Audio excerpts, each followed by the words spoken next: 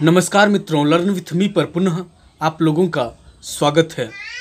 दोस्तों, आज हम लोग क्लास 10th बिहार बोर्ड के इंग्लिश बुक के पोएट्री सेक्शन का 7th poem the sleeping potter के मोस्ट इम्पोर्टेंट एक्सपेक्टेड MCQs का सॉल्यूशन के बारे में डिस्कस करेंगे।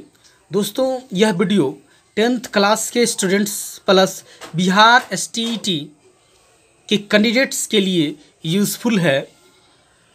इससे पहले हम लोगों ने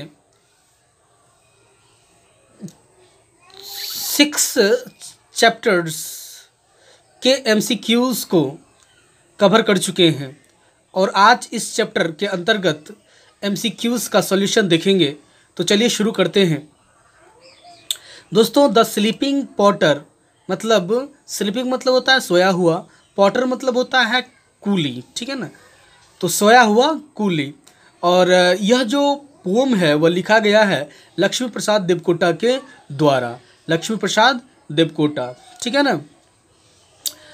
तो फर्स्ट नंबर क्वेश्चन है, the Potter was going up अ, यहाँ पर ऑप्शन है रोड, लेन, हिप। हिप नहीं होगा, यहाँ पर हिल होगा, HILL, प्लेटफॉर्म।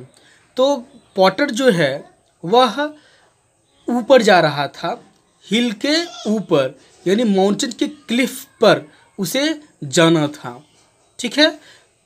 मतलब माउंटेन के जो क्लिफ है, क्लिफ को हम लोग चोटी कहते हैं, ठीक है ना।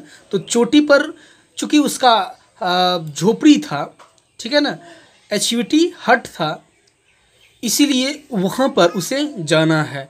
तो C ऑप्शन आपका करेक्ट हो जाएगा। उसके बाद 2 नंबर क्वेश्चन है, as a result of very hard work the potter's dash bit fast. ये जो पॉटर है, पॉटर के हार्ड वर्क के परिणाम स्वरूप पॉटर का हार्टबीट जो है वह तेज़ी से धड़क रहा था, पल्पिटेट कर रहा था, ठीक है ना। तो यहाँ पर आंसर B हो जाएगा। क्यों पल्पिटेट कर रहा था वेरी फास्ट? क्योंकि उसके बैक पर 25 किलो लोड पड़ा हुआ था। तो B ऑप्शन आपका 2 का करेक्ट हो जाएगा। तीसरा है, Laxmi Prasad Devkota has composed the poem. Laxmi Prasad Devkota ने द स्लीपिंग पॉटर पोम को कंपोज किया। तो D ऑप्शन आपका करेक्ट हो जाएगा। उसके बाद 4th नंबर क्वेश्चन है, इन this poem the sleeping Potter what distance does the Potter cover in the snows of winter. Sleeping Potter को विंटर के स्नोज में कितनी दूरी तय करनी है, ठीक है ना, कितनी डिस्टेंस उसे तय करना होगा। तो यहाँ पर आंसर B हो जाएगा 6 माइल्स, ठीक है ना। यानी उसे माउंटेन की क्लिफ पर चढ़ना है, ठीक है ना, और डिस्टेंस है नीचे से ऊपर तक का 6 माइल्स, तो उसे कवर करना है। B ऑप्शन आपका करेक्ट है। उसके बाद 5वां क्वेश्चन है, the Potter was wearing a black dash. यानी पॉटर जो है वह एक ब्लैक कैप पहना हुआ था ऊपर में, ठीक है ना। वो बहुत ही डर्टी था और स्वीट स्टैंड था। तो आपका ऑप्शन C है। Question number 6, in this poem the poet talks about the difficult life of potters in the dash. इस कविता में कवि एक पॉटर के डिफ़िकल्ट लाइफ को दिखाया है, जो कि हिली साइड में रहा करता है। तो इस कविता के माध्यम से अन्य पॉटर्स की भी मनोदशा, दुर्दशा का वर्णन कवि बेहतरीन अंदाज में किए हैं। तो यहाँ पर हो जाएगा हिल्स, यानी हिली साइड के पॉटर्स का डिफ़िकल्ट लाइफ पोइट डिस्क्राइब किए हैं इस पोम के अंतर्गत। तो B ऑप्शन आपका हो जाएगा करेक्ट, ठीक है। उसके बाद 7वां नंबर क्वेश्चन है, who is reigning over the rich kingdom of sleep. तो option A B C D, तो यहाँ पर हो जाएगा द पॉटर आंसर। यानी पॉटर जो है अपने काम को अंजाम दे करके, ठीक है ना, वह समृद्धशाली निद्रा के साम्राज्य में रेनिंग ओवर कर रहा है, विजय प्राप्त कर लिया है। कहने का मतलब वह जो ही गया उस 25 किलो वेट को अपने बैक से उतारा, त्यों ही वह अपने कॉट पर बैठा और वह गहरी निद्रा में निमग्न हो गया। ठीक है ना। तो यहाँ पर कहा जा रहा है कि जो निद्रा की जो समृद्धशाली साम्राज्य है वहाँ पर मानो कि पॉटर वह रेन ओवर कर रहा हो, ठीक है ना, विजय प्राप्त कर लिया है और इसका आनंद जो है वह ले रहा है। तो द पॉटर आपका करेक्ट आंसर हो जाएगा। रिच किंगडम ऑफ स्लीप, ठीक है ना, स्लीप मतलब निद्रा, किंगडम मतलब साम्राज्य और रिच मतलब समृद्धशाली, और रेन ओवर मतलब क्या होता है, मतलब शासन करना कह सकते हैं, रेन ओवर, ठीक है ना। उसके बाद question number 8, the poet Laxmi Prasad Devkota was born on. तो इनका जन्म जो है वह 12 नवंबर 1909 ईस्वी को हुआ था और काठमांडू में हुआ था। याद रखिएगा, काठमांडू, ठीक है ना। उसके बाद क्वेश्चन नंबर 9 है, Laxmi Prasad Devkota belong to dash. तो काठमांडू में चूंकि जन्म लिए इसलिए काठमांडू से बिलोंग करते हैं, तो डी ऑप्शन आपका करेक्ट हो जाएगा। 10 number, whom was the potter challenging। किसे पॉटर जो है चैलेंजिंग कर रहा है, चुनौती दे रहा है, तो ए ऑप्शन करेक्ट हो जाएगा, माउंटेन को। किसको दे रहा है चुनौती, माउंटेन को, ठीक है ना। चूंकि यहाँ पर लाइन देख सकते हैं, he is challenging the mountain, तो ए आपका करेक्ट आंसर हो जाएगा। देखिए चूंकि वो जो चढ़ रहा है, तो वो जो पॉटर है वह नेचर के अगेंस्ट में सारे कार्यों को अंजाम दे रहा है। चूँकि उसका शरीर भी जो है हट्टा कट्टा नहीं है, रोबस्ट नहीं है, वह शरीर मिस्टर लीन एंड थीन है वो, फिर भी वो अपने पीठ पर जो है 25 किलो वेट ले करके उस माउंटेन या हिल के क्लिफ पर जो है उसे जाना होता है, इसलिए वह माउंटेन को चैलेंज कर रहा है। उसके बाद 11 number question, who is the poet of the poem the sleeping Potter. Deputation है क्वेश्चन का, तो लक्ष्मी प्रसाद देवकोटा, आंसर बी ठीक है। उसके बाद 12 number question, how much load does the Potter have on it's back, his back. तो उनके बैक पर यानी पॉटर के बैक पर 25 किलोग्राम का क्या था, वेट था, 25 किलो वेट को धारण किए हुए थे, ठीक है।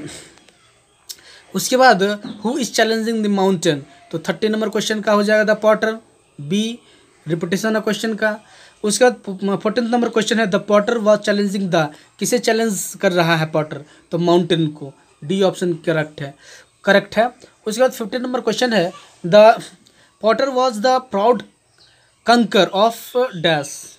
अभी तुरंत बताया कि नेचर के अगेंस्ट में सारे कार्यों को अंजाम दे रहा था, ठीक है ना, यानी नेचर पर भी वह विजय प्राप्त कर लिया था, इसलिए वह अपने आप को प्राउड फील कर रहा था, ठीक है ना। तो सी आपका आंसर करेक्ट है। 60 नंबर क्वेश्चन है कि who is he in the first line. He किसके लिए प्रयोग किया गया है फर्स्ट लाइन में, तो पॉटर के लिए। ए ऑप्शन आपका क्या हो जाएगा, करेक्ट हो जाएगा, ठीक है। 17 नंबर क्वेश्चन है, what does the potter's body emit. अब पॉटर के शरीर से क्या इमिट हो रहा था, निकल रहा था, तो आंसर बी हो जाएगा, सल्फर लाइक सावर स्मेल, यानी गंधक के तिक्त गंध जैसा, मतलब एक उसके शरीर से जो है वह इमिट हो रहा था, यानी उसके शरीर से सल्फर जो जैसा जो है सावर स्मेल वह इमिट हो रहा था, ठीक है। उसके बाद बी तो इसका आंसर हो जाएगा। उसके बाद 18 number question, the potter's son shivered with cold and was dash. अब देखिए वहाँ के स्टेट देखिए, क्लिफ पर उसे चढ़ना है, वहीं पर उसका झोपड़ी है, और झोपड़ी में जो है उसकी पत्नी है और उसका बेटा है, ठीक है। तो बेटा जो है वह देखिए किस कंडीशन में था, वह बहुत ही भूखा था, हंगरी था, वह एक दो दिनों से लगभग कुछ खाया नहीं था, और उसके शरीर पर वस्त्र भी नहीं था, कि वह अपने तन को ढक पाता, ठीक है ना। इसलिए वह शिवरिंग कर रहा था, थरथरा रहा था, ठीक है ना। तो सी आंसर हो जाएगा। उसका 19 नंबर क्वेश्चन है कि what distance does the Potter cover in the snows of winter. कितना विंटर के स्नोज में, विंटर सीजन के स्नोवी वेदर में पॉटर को कितना जो है कितना डिस्टेंस कवर करना है, तो हम बताते हैं कितना, तो 6 माइल्स। तो डी ऑप्शन करेक्ट हो जाएगा। 20 नंबर क्वेश्चन है कि what type of cap is the Potter wearing. किस प्रकार का जो पॉटर है वह कैप पहना था, तो वह ब्लैक कलर का था, ब्लैक कैप। वो बहुत ही डर्टी था और स्विच स्टैंड था, मतलब उसके कैप पर जो है वह चित्ती पड़ा हुआ था पर्सपिरेशन का, पसीना का। तो सी आप सॉरी ए आपका आंसर हो जाएगा। उसके बाद 21 नंबर क्वेश्चन है कि what type of smell does the Potter emit. यानी पॉटर के शरीर से किस तरह का गंध जो है वह निकल रहा था, इमिट हो रहा था, तो सल्फर जैसा शावर स्मेल। सल्फर जैसा शावर मतलब तिक्त गंध जो है उसके बॉडी से इमिट हो रहा था। तो बी आपका आंसर करेक्ट हो जाएगा। 22 नंबर क्वेश्चन है कि what is there on the cliff. Cliff पर क्या था, मतलब चोटी पर क्या था, तो बिल्डिंग था, हट था, पैलेस था, हट। तो यहाँ पर डी हो जाएगा आंसर, ए हट, ठीक है ना। तो झोपड़ी एक था क्लिफ पर, उसी का था। 23 number question, who is the hero of the mountain. Mountain का हीरो कौन था, तो द पॉटर था ना, कूली था। सी आंसर आपका करेक्ट हो जाएगा। 24 number, what is meant by lid of night. Lid of night एक फ्रेज का प्रयोग किया गया है इस पोम में, मतलब क्या होता है उसका, तो यहाँ पर कवि जो है नाइट को जो है एक कवरर का रूप दिया है, मतलब नाइट एक कवर के रूप में विद्यमान है। तो यहाँ पर बी ऑप्शन आपका करेक्ट हो जाता है। 25 number, at the end of the poem the potter is in deep dash. Slumber हो जाएगा इसका आंसर, सलम्मर, ठीक है ना। यानी इन डिप सलम्मर मतलब गहरी निद्रा में पॉटर था, ठीक है ना। यानी अपने काम को करने के बाद लोड को, वेट को जो है अपने नियत स्थल, अपने घर तक पहुंचाने के बाद वह खटिया पर पड़ गया और वह घोर निद्रा में वह निमग्न हो गया, ठीक है ना।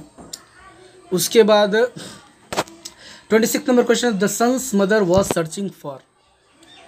अब क्लिफ का कंडीशन है, उसके बेटा के तो कंडीशन हम कह दिए, बहुत हंगरी था और शिवरिंग कर रहा था कोल्ड के परिणाम स्वरूप, चूँकि जो विंटरी वेदर था वहाँ पर। अब सन जो है उसका कंडीशन है, उसकी माँ क्या करने के लिए निकली थी, क्या खोजने के लिए निकली थी, तो वो जो है उसकी माँ नेटल्स और वाइन्स के तलाश में बाहर निकली थी अपने हट से, ठीक है ना। अब देखिए नेटल्स जो होता है एक झाड़ी युक्त, मतलब कांटेदार युक्त झाड़ी होती है, और वाइन्स जो है लत्तेदार अंगूर के लत्तियों को हम लोग वाइन्स कहते हैं। तो ये दोनों के फिराक में वह निकली थी, तो नेटल्स एंड वाइन्स, ठीक है। 27 नंबर क्वेश्चन है, the potter's body was an abode of. Potter का जो बॉडी है वह बनो एक घर था, एक एबॉर्ड था, किसका, तो ऑप्शन सी हो जाएगा, फ्लीस एंड लाइस। फ्लीस मतलब मक्खियों का और लाइस मतलब जू समझते होंगे, जू का, ठीक है ना। चूँकि उसका जो बॉडी था वह सल्फर लाइक सावर स्मेल जो है वो प्रोवाइड करता था, इमिट करता था। उसका शरीर जो है मानो कि मक्खियों और जुओं का वह डेरा हो गया हो। उसके बाद 28 नंबर क्वेश्चन है, in the last line the reader finds the Potter dash over rich kingdom of sleep. Last line में जो है रीडर जो है वो फाइंड आउट करता है कि पॉटर जो है वह निद्रा के समृद्धशाली साम्राज्य में वह शासन कर रहा हो, अर्थात वह घोर निद्रा में वह था, तो यहाँ पर रेनिंग ओवर हो जाएगा। रेनिंग ओवर मतलब शासन करना। 29 नंबर क्वेश्चन है, in 1929 Laxmi Prasad Devkota obtained a bachelor of arts degree from dash. 1929 ईस्वी में जो लक्ष्मी प्रसाद देवकोटा है वह अपना बैचलर डिग्री जो है आर्ट्स फैकल्टी से वह अचीव किया था। किस यूनिवर्सिटी से? तो यहाँ पर हो जाएगा पटना यूनिवर्सिटी। तो A B D options incorrect है। उसके बाद 30 number question, of his time Laxmi Prasad Devkota was a renowned poet and dash. Laxmi Prasad Devkota अपने समय का एक बहुत ही प्रतिष्ठित, रिनाउंड मतलब क्या था? प्रतिष्ठित शॉर्ट स्टोरी राइटर था। तो आपका आंसर सी जाता है, सी, ठीक है ना। एक बात और इसमें ध्यान रखिएगा कि यह लक्ष्मी प्रसाद देवकोटा एक मैगज़ीन जिसका नाम था युगबानी को पब्लिश करवाया, का एडिटर था। और युगबानी मतलब होता है the voice of the age. और नेपाली जो कांग्रेस था उसके लिए यह मैगज़ीन युगबानी वह माउथपीस था। और इसीलिए इसे जो है इसका हाउस और प्रॉपर्टीज जो है वह कॉन्फिस्टिकेट कर लिया गया, जब्त कर लिया गया गवर्नमेंट के द्वारा, ठीक है ना। तो याद रखिएगा एडिटर थे किस मैगज़ीन का? तो युगबानी। युगबानी मीन्स क्या होता है? The voice of the age होता है। चलिए अब आपका 30 क्वेश्चन जो MCQ था वो आपका कंप्लीट होता है। तो दोस्तों हम लोग नेक्स्ट वीडियो में फिर मिलते हैं, तब तक के लिए धन्यवाद। They would not have killed you to get your rings of precious stones that I